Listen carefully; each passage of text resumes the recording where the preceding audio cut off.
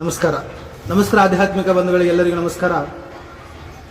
ಇಂದಿನಿಂದ ಭಗವದ್ಗೀತೆ ಹೊಸ ರೂಪದಲ್ಲಿ ನಿಮ್ಮ ಮುಂದೆ ಬರ್ತಾ ಇದೆ. ನಿಮಗೆ ಇಷ್ಟ ಆದರೆ ಲೈಕ್ ಮಾಡಿ, ಶೇರ್ ಮಾಡಿ, ಕಮೆಂಟ್ ಗೀತಾ ಅಧ್ಯಾಯ 1 ಕುರುಕ್ಷೇತ್ರದ ರಣರಂಗದಲ್ಲಿ ಶ್ಲೋಕ 45 ಯಧಿ ಮಾಮ ಪ್ರತಿಕಾರಮ ಶಸ್ತ್ರಂ ಶಸ್ತ್ರಪಾಣಯ ದಾರ್ತಾರಾಷ್ಟ್ರಾರನೆ ಹನ್ಯೂಸ್ತನ್ಮಿ. ಶ್ಲೋಕ ನೋಡಿ. ಯದಿ ಮಾಮ ಪ್ರತಿಕಾರಮ ಶಸ್ತ್ರಂ ಶಸ್ತ್ರಪಾನಯ ದಾರ್ತಾರಾಷ್ಟ್ರಾರಣಿ ಹನ್ಯುಸ್ತನ್ಮಿ ಕ್ಷೇಮತರಂ ಭವೇತ್ ಅಂದ್ರೆ ಏನ್ ಹೇಳ್ತಾ ಇದ್ದಾನೆ ಅರ್ಜುನ? ಶಸ್ತ್ರವಿಲ್ಲದ ಮತ್ತು ಪ್ರತಿಕಾರ ಮಾಡದಿರುವ ನನ್ನನ್ನು ಶಸ್ತ್ರಪಾಣಿಗಳಾದ ಧೃತರಾಷ್ಟ್ರ ಪುತ್ರರು ರಣಭೂಮಿಯಲ್ಲಿ ಕೊಂದರೆ ಅದು ನನಗೆ ಒಳ್ಳೆಯದು ಎಂದು ಅರ್ಜುನನು ಹೇಳುತ್ತಾ ಇದ್ದಾನೆ. ಕ್ಷತ್ರಿಯೋಚಿತ ನೀತಿಯಂತೆ ಶಸ್ತ್ರವಿಲ್ಲದ ಮತ್ತು ಮನಸ್ಸಿಲ್ಲದ ಶತ್ರುವಿನ ಮೇಲೆ ಆಕ್ರಮಣ ಮಾಡಬಾರದು ಅಂತ ಆಕ್ರಮಣ ಮಾಡಿ ಎಂಬುದು ಅರ್ಜುನನ ವಾದವಾಗಿದೆ. ಮುಂದಿನ ಶ್ಲೋಕ 46.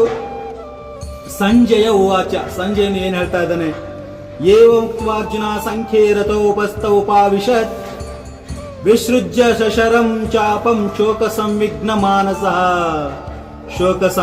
ಮಾನಸಃ ಅಂದ್ರೆ ಸಂಜಯನು ಹೇಳ್ತಾ ಇದ್ದಾನೆ, ರಣಭೂಮಿಯಲ್ಲಿ ಅರ್ಜುನನು ಹೀಗೆ ಹೇಳಿ ತನ್ನ ಬಿಲ್ಲು ಬಾಣಗಳನ್ನು ಬದಿಗಿಟ್ಟು ದುಃಖ ಪರವಶನಾಗಿ ರಥದಲ್ಲಿ ಎಲ್ಲ ಬಿಲ್ಲು ಬಾಣಗಳನ್ನು ಬಿಸಾಡಿ ನಾನು ಯುದ್ಧ ಮಾಡುವುದಿಲ್ಲ ಎಂದು ತನ್ನ ಬಿಲ್ಲು ಬಾಣಗಳನ್ನು ಬಿಸಾಡಿ ರಥದಲ್ಲಿ ಸುಮ್ಮನೆ ಕುಳಿತುಕೊಂಡ ಎಂದು ಸಂಜಯನು ಧೃತರಾಷ್ಟ್ರನ ಬಳಿಯಲ್ಲಿ ಹೇಳುತ್ತಿದ್ದಾನೆ.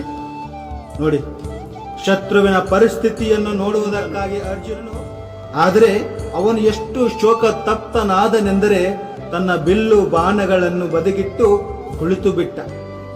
ಭಗವಂತನ ಸೇವೆಯಲ್ಲಿ ನಿರತನಾದ ಇಂತಹ ದಯಾಮಯನಾದ ಮೃದು ಹೃದಯಿಯಾದ ಮನುಷ್ಯನು ಆತ್ಮಜ್ಞಾನೋಪದೇಶವನ್ನು ಪಡೆಯಲು ಯೋಗ್ಯನಾದವನು ಎಂಬಲ್ಲಿಗೆ ಭಗವದ್ಗೀತೆಯ ಮೊದಲನೇ ಅಧ್ಯಾಯ ಮುಗಿಯಿತು. ಮತ್ತೆ ಮುಂದಿನ ಅಧ್ಯಾಯದೊಂದಿಗೆ ಭೇಟಿಯಾಗೋಣ. ನಮಸ್ಕಾರ. ಎಲ್ಲ ಆಧ್ಯಾತ್ಮಿಕ ಶ್ರೋತೃಗಳಿಗೂ ವೀಕ್ಷಕರಿಗೂ ಎಲ್ಲರಿಗೂ ನಮಸ್ಕಾರಗಳು. ಈ ನಮ್ಮ ಭಗವದ್ಗೀತಾ ಶ್ಲೋಕ ನಿಮಗೆ ಇಷ್ಟ ಆಗಿದ್ರೆ ಲೈಕ್ ಮಾಡಿ, ಶೇರ್ ಮಾಡಿ, ಕಮೆಂಟ್ ಮಾಡಿ. ನಮ್ಮ ಚಾನಲ್ನ ಇನ್ನೂ ಯಾರು ಸಬ್ಸ್ಕ್ರೈಬ್ ಮಾಡಿ ಅಂತ ಕೇಳ್ಕೊಳ್ತಾ ಇದ್ದೀನಿ. ಮತ್ತೆ ಮುಂದಿನ ವಿಡಿಯೋದೊಂದಿಗೆ ಭೇಟಿಯಾಗೋಣ. ನಮಸ್ಕಾರ.